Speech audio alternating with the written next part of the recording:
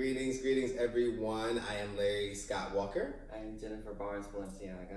And this is a special broadcast of something, right? Like, we're coming together to talk about Black health. I know that I work squarely in the HIV space right now, and you're like in the community space, and more. You're in Atlanta right now for the Point Source Youth Conference. But we wanted to come and talk to our respective networks about Black health.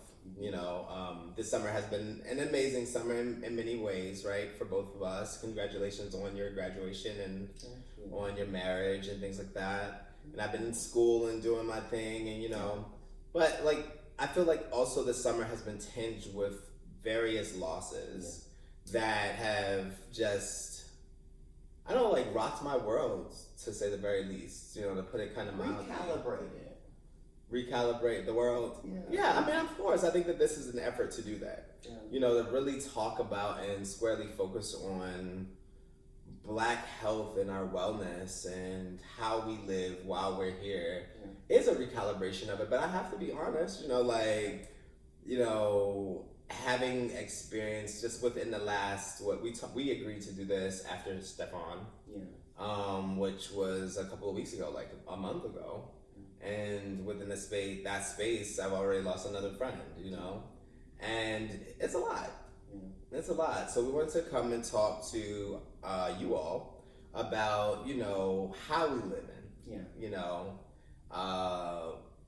if we're, being preventative and protective about our life source and force, and how we can hold each other, not only accountable, but just hold each other up in a loving way and support our wellness. So I'm excited to have this conversation. I feel like it's long overdue, and I feel like it's just a start. I definitely agree. First off, appreciations for having me in your home. Of course. I'm so happy to be having this conversation with you.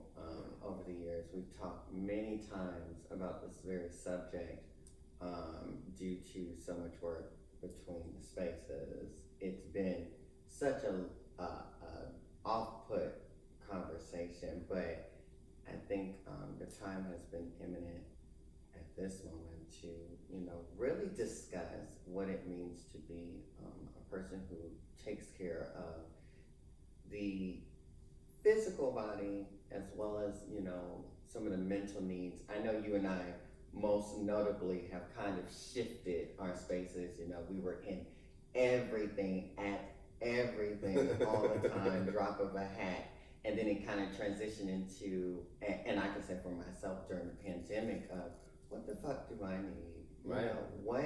What can I do to better equip myself internally to handle some of the successes or goals that I have set, for myself, and then those I have yet to reach. So I really think having a discussion around what it means to be a person who is upfront about healthcare matters outside of HIV and AIDS. We're so due to going to the doctor and wondering, those of us who are HIV positive, what are my viral loads looking like? What's the new medication? When can I get on something injectable or things of that nature? Into, can I get an anal screening?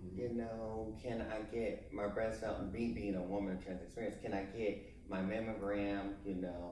It's funny, at this moment, I can't even remember the last time my current PCP asked if I wanted to get that yearly examination. Really? Yeah, I can honestly, sitting here right now and thinking about it, I can't even, I can't recall that.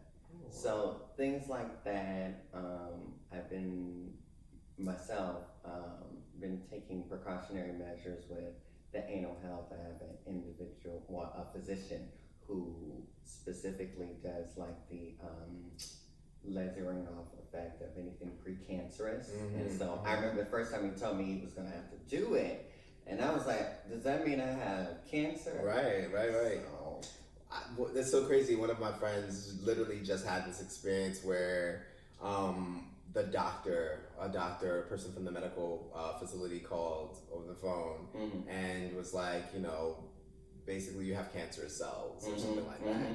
And, they sent them, only to, for them to find out that no, it's precancerous cells and that, it's not even high level, it was it was like a low level dysplasia or something like that. And, it just triggered in me. It was like, dang, I experienced that, what I mean? Because I have to go for an annual PAP every couple of years and I've had it lasered off. I've had the HRA done where they, put a substance on your behind and on your rectum to see like under this, I think it's like an acid or something like that, to see if they could see any cancerous cells. And I've experienced it being burned off and the things like that. And I understand why it can be a sensitive subject, but having a dad, like my dad transitioned due to prostate cancer, and as a Black straight man, I remember when we were talking to his the doctor that was in charge of his palliative care when he was in hospice care, and she asked like, well, did you never have a prostate exam? And she was like, nobody ever put their finger back there, the doctor. It was like, ain't nobody put their finger, I was like, Dad, can you honestly tell me that you're dying from cancer right now because you're homophobic? You know what I mean? And, he kind of like righted his posture, but like, I was like, wow, this is a conversation that concerns and involves all men, but like, if you're gay, then you can be, preventative about, butt health. But if you're straight, then not. And I'm just like, no, we need to really start having more intentional conversations in our communities around like, just health and removing those stigmas. You know what I mean? I think that we've experienced over the last 10 or so years where like mental health is starting to be, destigmatized. You know what I mean? Where people are like, I got a therapist, and you can talk about your therapist, but it's like so many other aspects of our health is still taboo. Yeah. And I feel like the things that are secret are the things that kill us. Yeah. Unfortunately, And, so hearing you talk about that, it just triggered that memory, like, because it's a recent occurrence where this happened. I was just like, wow, I don't think that we know or that we have these types of conversations enough. Yeah. Yeah, I agree. I think the crazy part about it is when we think about what it actually takes to get a cancer screening. Right. Right? So, on the one point, me being newly married and moved to, insurance that's with him, that type of healthcare, ooh, wonderful. But what does it look like? And I keep thinking back to what did it look like when I was an individual who was getting state-funded healthcare? What type of actual help was I allowed or allotted during that time? And that's what really seems to bother me. I had this conversation yesterday with a group of Black women at the Point Source Youth Conference yesterday. And we were talking about one of the women is an RN in Baltimore. And just the discussion around how insurance seems to a lack of maneuvering in preventative and more in reactionary ways seems to place us into harmful situations. I really, really, really am thankful that you were willing to have this conversation due to, yes, such a great summer, right? You named a few things, but the fact of losing, a mentor, a friend, a trailblazer, a hero, like Dr. Stefani Lee Wallace.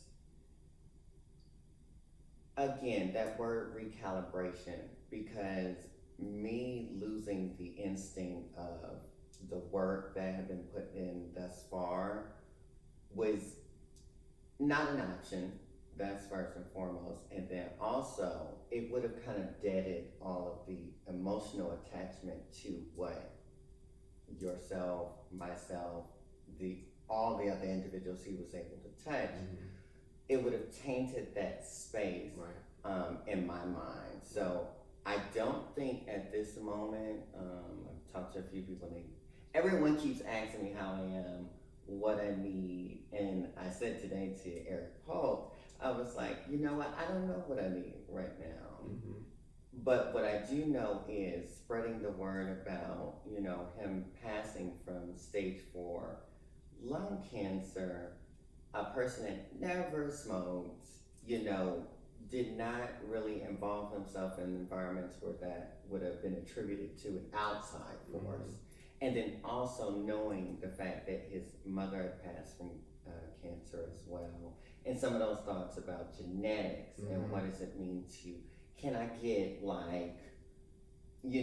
a genetic history on myself? I'm like gung-ho about doing that now, just to try to figure out what the fuck is going on internally, right? Or with those family members I have yet to meet or never going to get a chance to meet, and how can I take some of the measures into my own hand to try to be preventative, right? In such a reactionary funded insurance space, right? Like I keep thinking about that.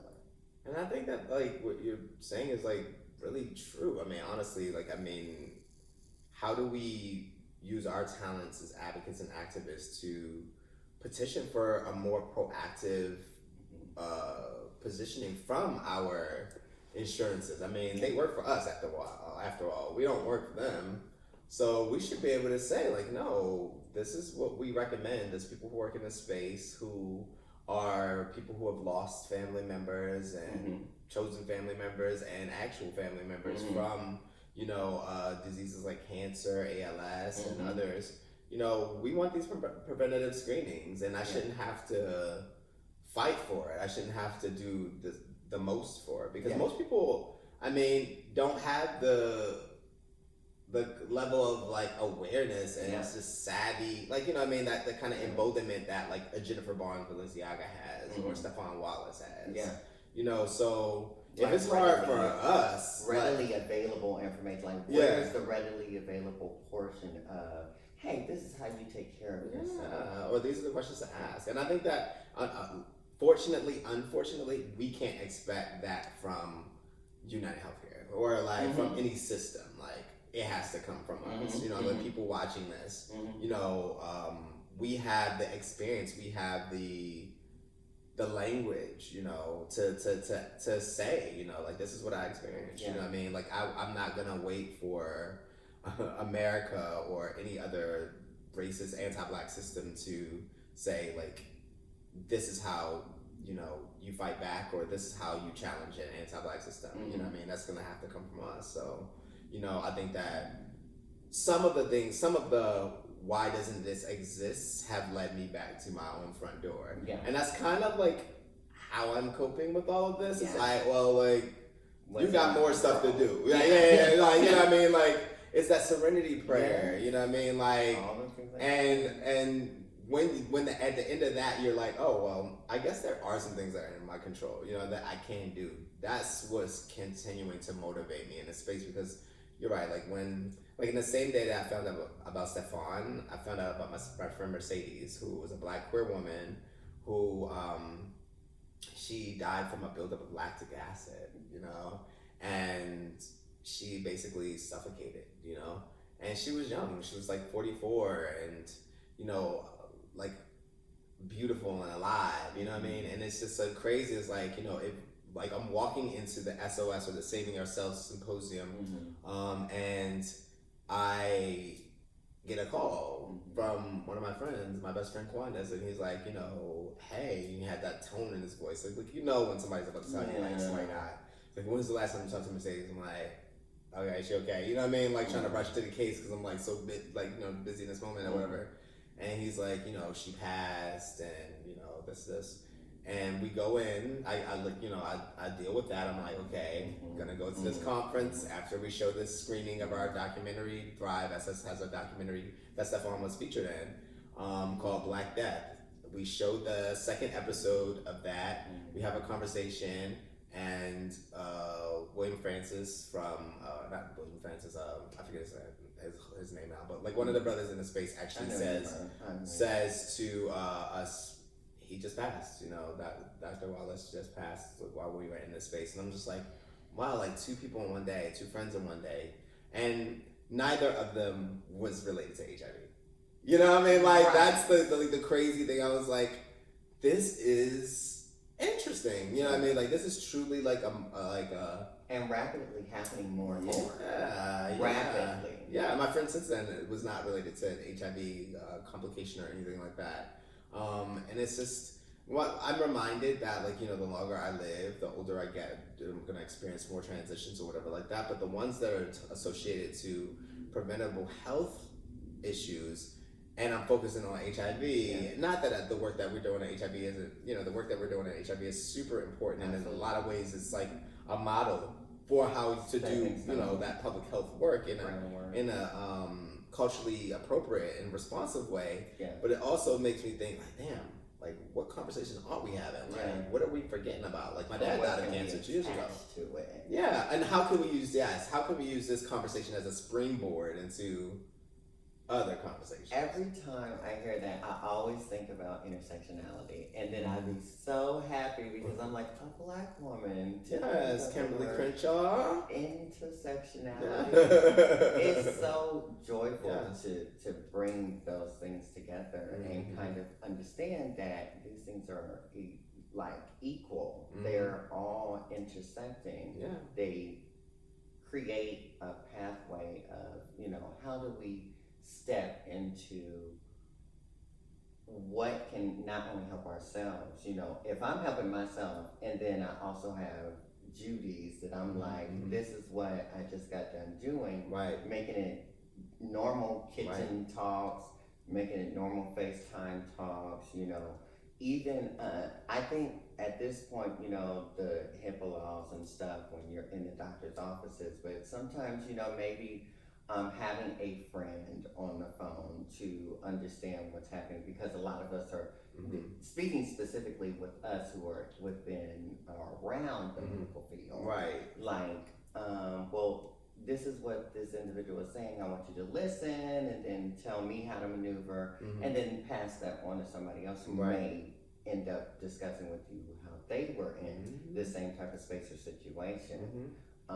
Because again, you know, like community building itself and helping back each other on what was effective, you know, in preventing something or helping to get somebody to a new medication. We're talking about all these new medications that are coming out, and what does that look like? Or high blood pressure, someone's dealing with that, and then after they go back X amount of times and their blood pressure is still high, what does it look like to recalibrate that medicine?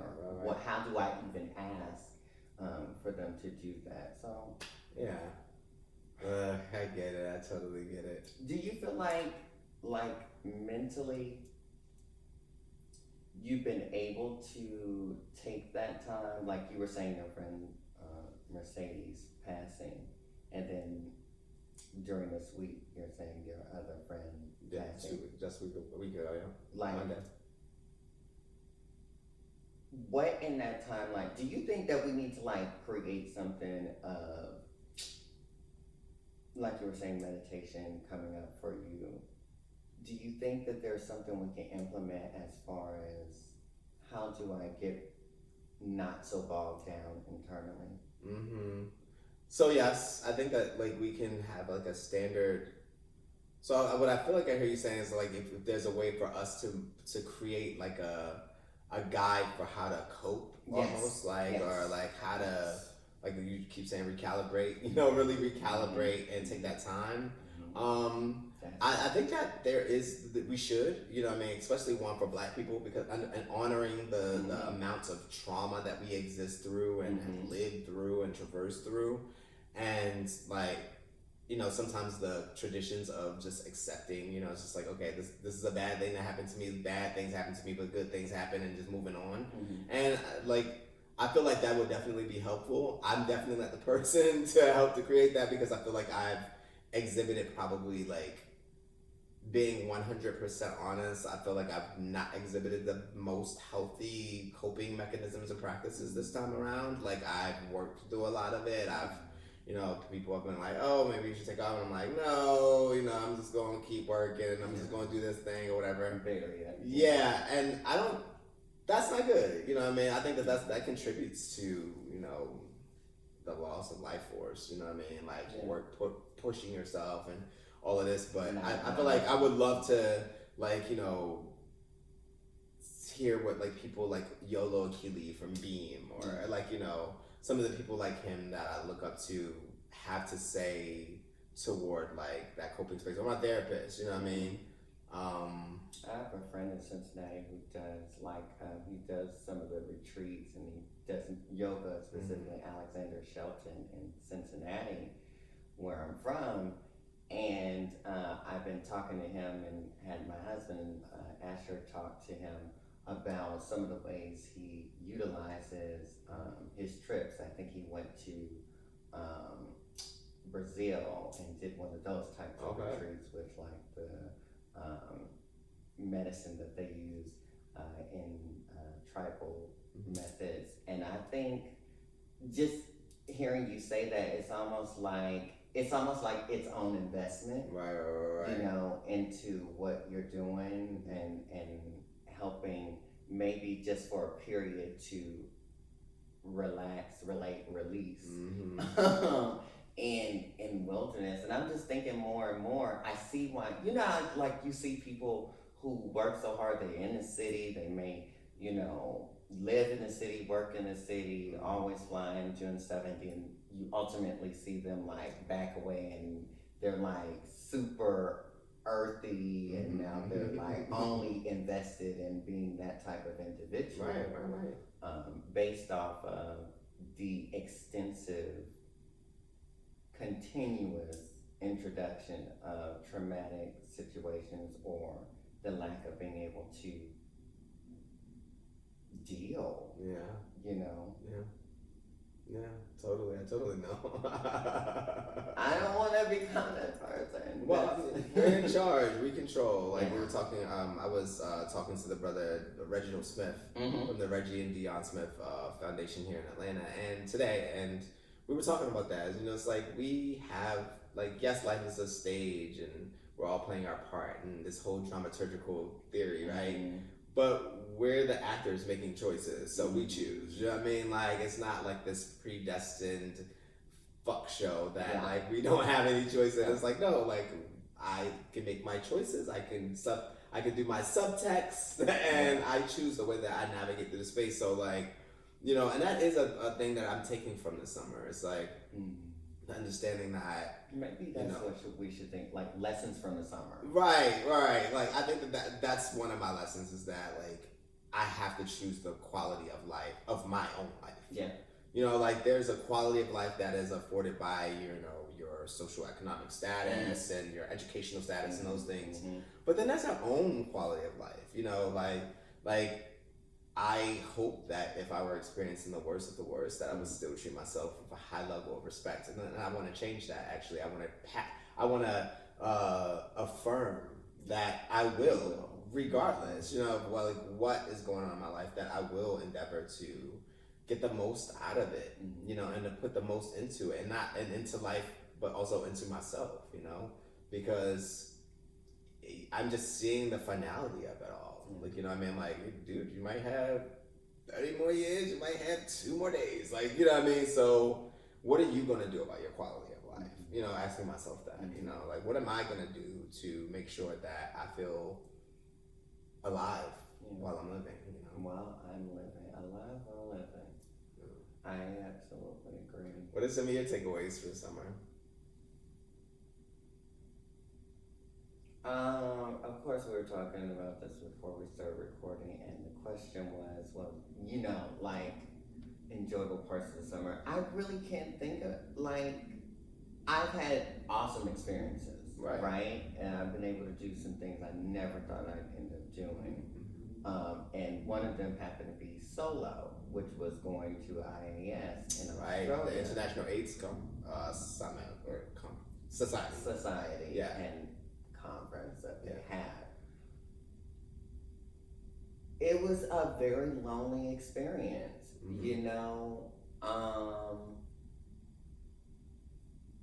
think that was the most learned lesson, you know, about what it would take to do it solo dolo, you know, and of course that's post Dr. Wall. I think I had to go to that conference like the week that I found out he was passing, or the next week after finding out he passed, and I don't really know if I truly understood what loss for me in movement and literally who was there would do. And I think the lesson that I did learn is to make sure that I make a definite decision about if I'm involved with this community or not. And that was a real test, you know, because most people would about face. I truly think of the situation as taking time, you know, removing myself and individually thinking. And then also, you know, with siblings that I have, like how were they dealing with it? You know, Ricardo, TT Mizrahi, taking care of Dr. Wallace at the end, you know, choosing on purpose not to be in that space due to me seeing him in DC at the HBTN symposium. And I mean, I haven't shared much about it, but I mean, he couldn't even walk up the steps. Like I was begging him to take the elevator because I knew that he was getting drainage from the lung. Okay. And what a lot of people don't know is he had a bad puncture. That when they stuck him one of the times before he came to DC, they actually punctured something, and we're still unaware of what that actually was. But he shared that with me, and so he wasn't so much reactive to that as how do I get an efficient one so I can go. You know, Right. he started flying more rapidly, and you know, he's a Scorpio, so he did what he wanted to do, how he wanted to do it. And just some of those things that we were dealing with. Again, he couldn't really do the stairs. I mean, when did I was watching him, helping him up the stairs at the actual conference, and I refused to continue to see him suffer like that while he was in care in hospice here in Atlanta, which is, and a lot of people don't know this, he was building a home. Here, he wanted all of us to have a room. You know, he was really trying to make, and we weren't understanding why he was doing all these grand things at this moment.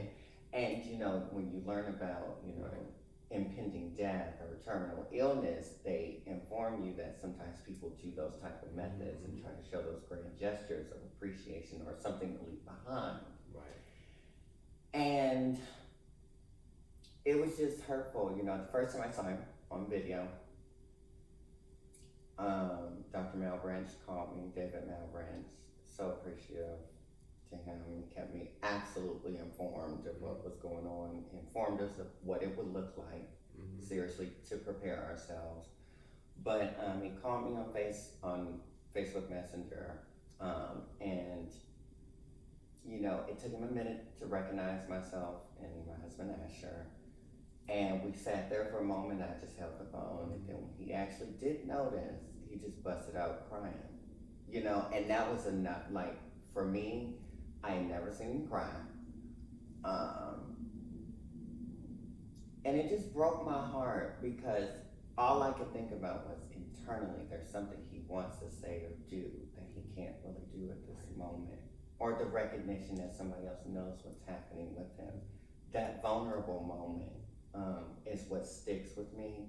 And so that's what pushed me to even call you and discuss this type of platform to have this conversation, because to see the vulnerability at, in my opinion, the last moment, you know, it's like, how do we be vulnerable up front and kind of bypass the shit of I'm stronger and more able to do X, Y, and Z, and more on the focus of, okay, well, how can I ask for help? Mm-hmm. And why isn't like asking for help or being vulnerable seen as strength? Yeah. Like, why isn't that like? And how do we? Especially as Black folks. Yeah, you know what I mean, like. Yeah. Because it is, you know, like I mean, when you're conditioned to be, or said to be impervious to pain and all, having your pain levels negated, and so conditioned that you buy into the negative, the false rhetoric about like who you are, you know, to the point where you don't show the pain, you don't show you want to show your weakness, perceived weakness. How do we re-narrative? How do we change that standard? You know what I mean? Because to me, for Black people to say like, I'm hurting, I am not well, I need assistance, that is a sign of the utmost strength. You know? So like, and trust for another person, like it gives that power to the other person. And even while I'm saying that, I'm like, how often do you do that, dude? Like, you know what I mean? Like, I don't do that as nearly as often as I probably say it should be done. So I think that like that those are the types of downloads that I'm getting this summer. It's like it starts with you. Like it doesn't start with when you write the eloquent speech or when you deliver the speech. It really starts when you start doing the shit. Yeah. You know, so I think that my takeaway is like just being that change, you know, to borrow from like with Gandhi or whatever. You know, right, who borrowed from Black people. Like, you know what I mean? like, you know, how do I stand in that truth and that like be the change I want to see? How do I, you know, implement this world? You know, how do we, you know? So I definitely know that your boy is gonna be getting like his screenings, of course, this year. I think I'm due for another anal pap and things of that nature. But then other things like, you know, just making sure that like I'm good, but then that I'm curating these conversations and creating like these conversations within this public health focused community, but especially outside of it, you know, like, you know, I'm from a big ass family, like I'm from a huge family. And I think that like, you know, we have to start having these conversations in those arenas as well, because, you know, even this conversation that we're having right now is in some rights elite, you know, only certain people have access to it. You know, certain Black people have access to it. And how do we change common that? knowledge? Yeah. Common knowledge. Like, it has to be. I was on a panel yesterday talking about sex education, right? For youth experiencing homelessness. And I named the 3 places where youth get the majority of their education. You know, home, school, and church. You know, starting those conversations with the parents. Valencia Robinson was talking about, she said she had a question, but of course it was more of a comment, which is wonderful to me, because I want to hear from you folks. Yeah. And, you know, she was saying she does more work as far as the youth are getting information and understanding, and the parents as well, at the same time in separate spaces, and then bringing them back together. Things like that. That's powerful. Absolutely life-changing. I think that could change a lot of pre-teens, like, because I think starting at, you know, your 11-year-old, there's nothing more that you could say to a child who's already informed, you know, that would harm them if they're able to have those open and trusting conversations with their parents again. I know that would help the fuck out of me. Yeah, most certainly. At that time, you know, instead of then my mom was an RN, or stepmother was an RN at the time, and instead of the scared stories from, you know, the trauma unit and stuff, and hearing about thresh and all those types of things, if I would have understood what the precautionary measures were, safely and in loving environment, instead of, if you do this, this is what you're gonna die. Right. You know, just the messaging. I agree. So, I know that at the city of Atlanta, or the representatives from the city of Atlanta, chose to honor our dear friend with a proclamation. So Okay, okay. I'm reaching. Yeah. Gotta Yeah, so I want to give the Manila up front. look at the Manila. I want to say thank you so much to State Representative Hart Cannon. Now, mind you, I'm going to give you a little soliloquy of what was actually going on. So, immediately after his passing, you know, I'm angry, upset. You know, he's being given another honor. To my knowledge, they're making him icon within ballroom. Oh wow! And I was angry. And I was angry because I was like, he's been icon. I remember specifically having a conversation. You know, you get uncensored, of course. I remember him saying to me, you know, they informed him that he needed to fill out an application in order to be deemed icon while he was living. And he explicitly said to me, I'm filling out shit. And I felt that so deeply because just the amount of gratitude, work, appreciation that he had put into the community and some of the things he had been able to achieve, you know, and not saying that's above anybody else, but specifically as it pertains to his work, it's like, how? So, when they announced that, it broke my heart because I was like, damn, he had to die. And then I was thinking about myself, like, what the fuck does that mean for a bitch like me? You know, some of the stuff that I've done, damn, I can't even get legend before, I gotta die before I even get legend. Just all those types of internal things. I was churning internally, and I'm like, oh my gosh, reevaluating, recalibrating how I'm showing up and why I'm showing up and what I'm showing up for, and the intentionality behind why I'm showing up. Okay. You know, like making it definite that I may not get shit, but is this still what you want to do, sweetheart? You know, having those conversations with myself, and I was like, yeah. So I reached out to the state representative maybe a couple weeks after he passed. And I asked her, I was like, do you think it's possible? Because she was, you know, sad, and we had him at the Capitol, and him and Dazon gave a presentation up there in 2018, I think, and or maybe 2019.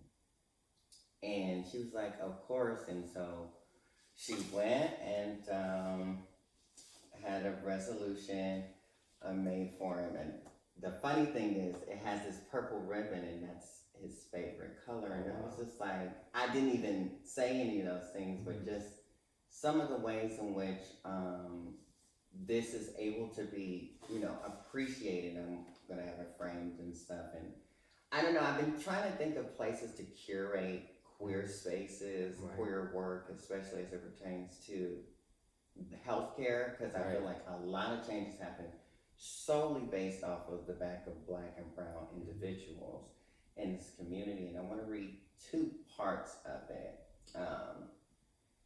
Honoring the life and memory of Dr. Stefan Elite Wallace, Mark Jacobs, I'm going to say, because he was a founding member of that, and for other purposes. Whereas the state of Georgia mourns the loss of one of its most distinguished citizens with the passing of Dr. Stefan Elite Wallace, Mark Jacobs, on August 5th, 2023. And whereas a compassionate, generous man, Dr. Stefan Elite Wallace, Mark Jacobs, will long be remembered for his love of family, friendship, and community, and will be missed by all who had the great fortune of knowing him. Now, therefore, be it resolved that the life and memory of Dr. Stefan Elite Wallace, Mark Jacobs, are honored, and the deepest and most sincere regret is expressed at his passing. I think the reason why I was so adamant about him obtaining this type of resolution is, you know, his work with a few orgs here was instrumental in kind of what we're seeing today in groups and spaces. And I think so often after someone passes, it becomes a thing of, how do I not become like that person in the passing? but not thinking of the contribution Yeah. that we give during the time that we're here, the selflessness that is obtained, because clearly not a lot of people are very aware of the work that he was doing here and how that didn't even matter to him. It was like, let's keep it moving, keep it going. And so the wherewithal kind of settles in my mind of he didn't even, that wasn't even something he was looking for. Right. So how do I be more like an individual who ain't looking for shit, but willing to give everything? Right. So I appreciate the fact that you have held this space, opened the space, and I don't know, I'm more proud than sad Right. most times. Right. You know, like seeing you all make your own decisions for going back to school, like I'm just really proud of seeing all the brilliance expand. You know, all you all were brilliant in your own right. Everybody, and coming back here, I haven't been back here for days since I left. Like 2020, beginning of 2020. And just to see how much change has happened. Because none of us was really, the funny thing is, none of us was like, oh, COVID's going to stop everything. We're going to be nobody knew that. at a standstill. And, you know, I'm thinking I'm going to New York to be like, okay, we're on to next. Because you know, the next week after they shut down, we were going to Paris. All right. Right for the ball. Yeah. No idea. And then I feel like everyone's mind changed about what they were involved with, how they decided to show up, and, you know, another recalibration. Right. So I appreciate the fact that, you know, we have come around circling. Yeah. Like, we're fam. Stefan was definitely fam. You know, Definitely. known him for like over 20 years. And, you know, I think that we just need to do this more. We need to be in each other's company more. We need to comfort each other more. There's a lot of talk about, like, you know, having friends that hold you accountable, but like, I want to do more than just hold my friends accountable. Like, I want to love them, you know, I want to hold them, just full stop, you know. And I think that that's important, and we need to be intentional about that, you know, holding space for ourselves and for others, because, you know, so rarely are folks going to be like, well, will you just listen to me, or will you just care for me real quick? You know what I mean? We have to be prepared to do that for free. You know, we have to be prepared to do that outside of work hours, and especially for the folks that we love. So this is a welcomed tradition. Let's do it more often. Yeah. I definitely want to give a shout out to now Dr. Martez Smith. Yes, congratulations, Martez. Like, this is just all of the movement that has happened to keep me focused has really stemmed from him solely. Like, he was a huge extension of Stefan, and just to be able to understand that he and himself, you know, in New York doing that same type of movement as you. I seem to have surrounded myself with people who are more focused on internal growth than so much of the glitz and glam and all those pretty things. Like, it really has come to my mind to pay more attention to people who appreciate you, whether you're in their face or not. And those are huge lessons I've definitely taken from Atlanta and during this time period of mourning, holding on to. So thank you. Yes, thank you, sis. I love you. I love you too. This is awesome. Like we said, part one. You know. And thank you all for listening to this. Long soliloquy. I know. I kind of forgot that we were recording this, but I did kind of too, so I'm glad. That's good. That's good, right? That's a good thing. So hopefully that everything works out with the sound, and we can just publish this thing. But if not, we'll do it again. And if so, we'll do it again, and we'll with do a it drink, again. maybe. Hey, look! Don't you tip me with a good time. But until then,